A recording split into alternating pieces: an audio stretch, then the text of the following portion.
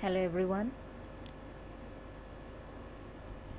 Next topic is mechanism of breathing. So the breathing mechanism, it involves two process, inspiration and expiration. Inspiration is what? Inhalation only, that is taking in of oxygen, and expiration is giving out carbon dioxide. Before starting this topic, we must know that what are the muscles which are required, which are taking part in this mechanism. So there are two muscles in the respiratory system.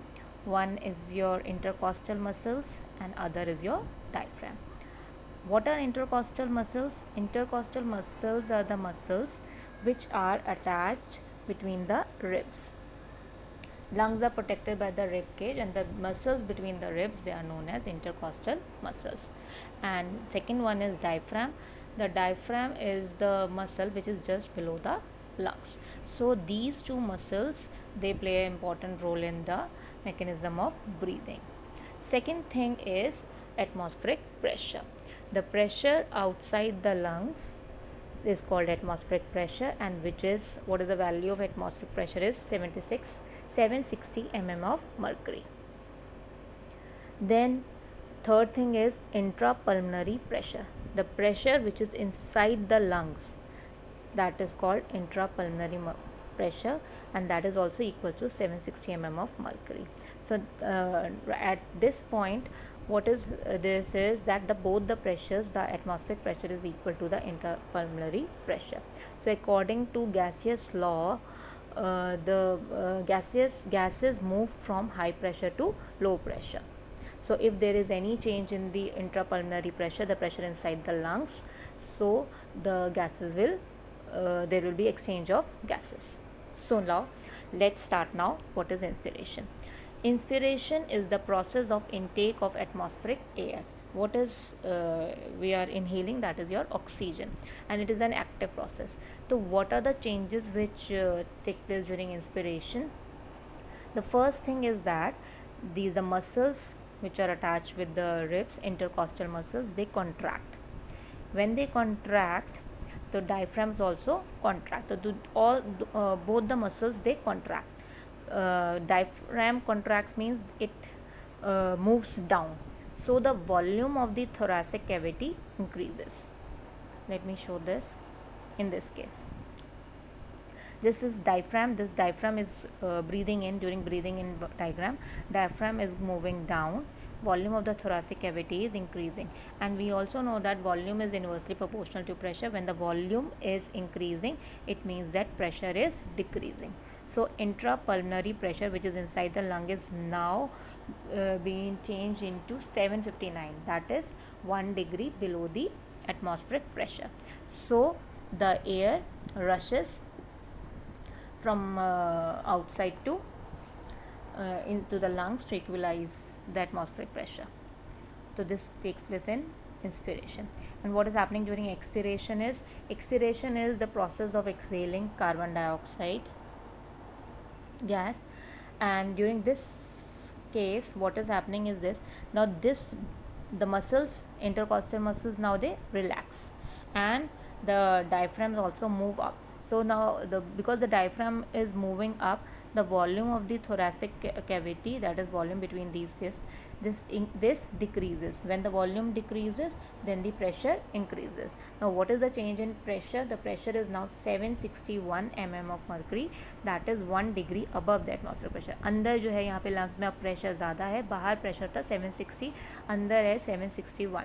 So now because the pressure inside is more, so according to gaseous law, it will move from high pressure to low pressure. So carbon dioxide, it moves out, it is expelled out. So this is happening during inspiration and expiration. Again, you have to write in this, you have to study in this, is that during respiration there are two mechanism of breathing. There are two. What is the inspiration and expiration? Inspiration may what is increasing? Volume is increasing, pressure is decreasing. और expiration में volume decrease हो रही है, pressure increase हो रहा है. तो equal करने के लिए it is going out. So this is, in this way, the exchange of gases takes place.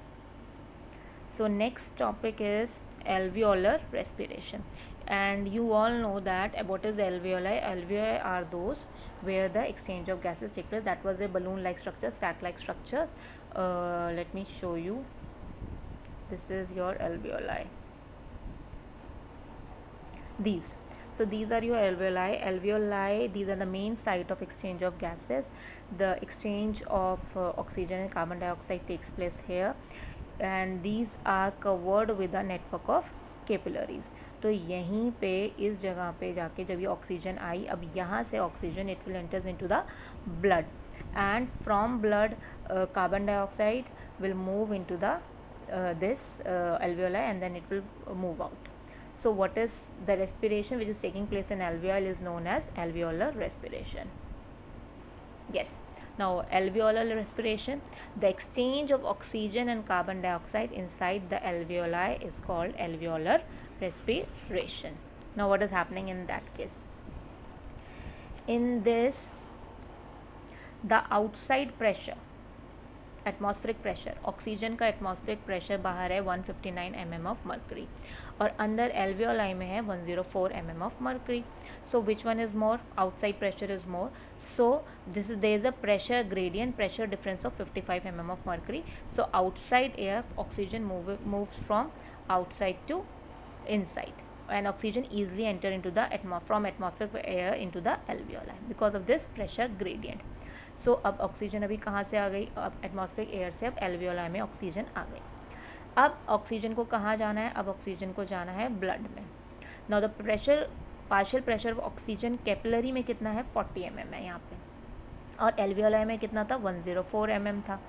अब 104 से it will move into the capillary. तो अब वो पूरी oxygen, now it has been moved into the capillary because the pressure gradient is 64 mm. तो it diffusion of oxygen from alveoli to blood.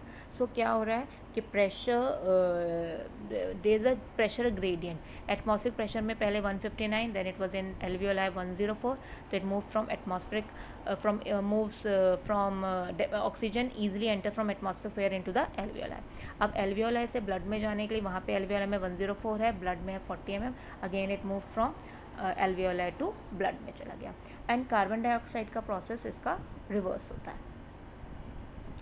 Okay, now the partial pressure of carbon dioxide in alveoli is 40 mm, whereas in blood is 46 mm. तो इसमें blood में ज़्यादा है और 40 mm alveoli में कम है.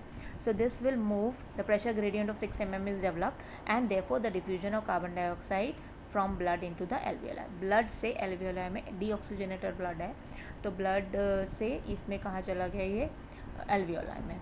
and in the atmospheric air again the partial pressure is less, that is 0.3 mm, and in the alveoli it is 40 mm. So carbon dioxide easily passes into the atmosphere from alveoli. So this is happening during the exchange of gases. Basically what is happening is that pressure का difference है. Oxygen जब अंदर आएगी हमारे lungs में तो बाहर pressure ज़्यादा है, लंग्स में प्रेशर कम है. फिर लंग्स से ब्लड में जाने के लिए लंग्स में प्रेशर ज़्यादा है, ब्लड में, एल्वियोलाई में प्रेशर ज़्यादा है, ब्लड में कम है. इस तरह से अंदर जा रही है. And then when it is expelled out carbon dioxide blood से पहले एल्वियोलाई में आएगी, एल्वियोलाई से एटमॉस्फेरिक प्रेशर में जाएगी. And in this way it is happening due to the diffusion, okay, and due to the pressure gradient. So next topic is transport of oxygen during respiration. During respiration, 97% of oxygen is transported by red blood cells in the blood, and the remaining 3% get dissolved in the plasma. We all know this, that there's a pigment which is present in the blood is hemoglobin, and what is the function of that hemoglobin is that it is used to carry oxygen. So it binds with the oxygen and forms oxyhemoglobin, which is a complex protein containing ferrous ion. It has a strong affinity for oxygen, and then it it gives oxygen, it transports oxygen to each and every cell. So oxyhemoglobin is formed. And what happens during the transport of carbon dioxide during respiration? Carbon dioxide is also carried by hemoglobin as carb amino hemoglobin and is transported by blood from cells to alveoli. In the RBCs, carbon dioxide combined with water to form carbonic acid in the presence of enzyme carbonic anhydrase. Carbonic acid is unstable. Okay, so oxygen is transported, means the blood, the hemoglobin, the blood is responsible for transport of oxygen and carbon dioxide. So during transport of oxygen, it combines with hemoglobin and it forms oxyhemoglobin. And during the transport of carbon dioxide, it is combined with hemoglobin to form carb amino hemoglobin. One is this method, and other method is that sometimes the carbon dioxide combines with water and it forms carbonic acid. This carbonic acid, and this is the carbonic acid is unstable. Sometimes it is also transported into the blood in combination with hemoglobin and plasma protein, and sometimes it is also transported in the form of a bicarbonate ions. From plasma, carbon dioxide enters the RBCs. In the RBCs, carbon dioxide combined with water to form carbonic acid in the presence of carbonic anhydrase enzyme.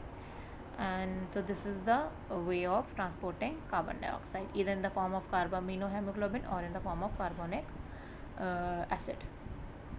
This is the diagram which is showing oxygen is diffusing to the blood and carbon dioxide diffused from blood to be exhaled out. The next topic is lungs volume. First is tidal volume. It is the volume of air breathed in or out in a normal respiration. Means the amount of air which we inspired or expired which each breathing cycle by a resting person. So this is known as what? Tidal volume, and its amounts to about 500 ml in an average adult person. Next is inspiratory reserve volume. The additional volume of air that can be breathed with maximum forceful inspiration is called inspiratory reserve volume, and its value is from 2000 to 3000 ml, that is 3300 ml I have written. Okay, तो मतलब कि हम कितना volume of air हम inhale कर सकते हैं after at the end of normal inspiration. Then expiratory reserve volume, extra volume of air which can be expelled forcefully from lungs after normal expiration. Means हम कितना वॉल्यूम हम air बाहर निकाल सकते हैं after normal expiration. So that is how much it is equal to 1000 ml of air. The largest volume of air which can be expelled from the lungs during maximum expiration. Next is your residual volume. The volume of air left in the lungs and the respiratory passage even after the forceful expiratory effect is said to be residual volume. मतलब पूरा जो भी air हमारी बच गई है lungs में, जो रह रही है रेस्पिरेटरी पैसेज में, जो भी है जब हमने एक्सपिरेशन फोर्सफुल एक्सपिरेशन भी कर लिया, that is known as residual volume. Okay, and residual volume is equal to its normal value is about 1500 ml or 1200 ml. Next is your lung capacity. Total lung capacity, maximum volume of air lungs can accommodate or sum of all lung volume. Means it is the amount of air in the lungs and respiratory passage after the maximum inhalation effort. हमने maximum inhale कर लिया है, and it is equal to sum of vital capacity and the residual volume, and the amounts it is about to be 5800 6000. Means total lung capacity is equals to tidal volume plus inspiratory reserve volume plus expiratory reserve volume and plus residual volume. Next is your vital capacity. It is the volume of air that can be expelled out forcefully after a deep inspiration, and vital capacity is equals to inspiratory reserve volume plus tidal volume plus ERV. Then it is your inspiratory capacity, maximum volume of air that can be inspired with maximum effort, that is equals to tidal volume plus inspiratory reserve volume, which is equals to 3800 ml or 3500 ml. Functional residual capacity, that is volume of air remaining in the lungs after normal expiration. ठीक है, कितनी air volume रह गई. It is the sum of expiratory reserve volume and residual volume. तो FRC is equals to ERV plus RV, and it is generally it is about equal to 2200 ml. So lung capacity can be measured using an instrument called a spirometer. Spirometer is the name of an instrument device which is used to measure the lung capacity.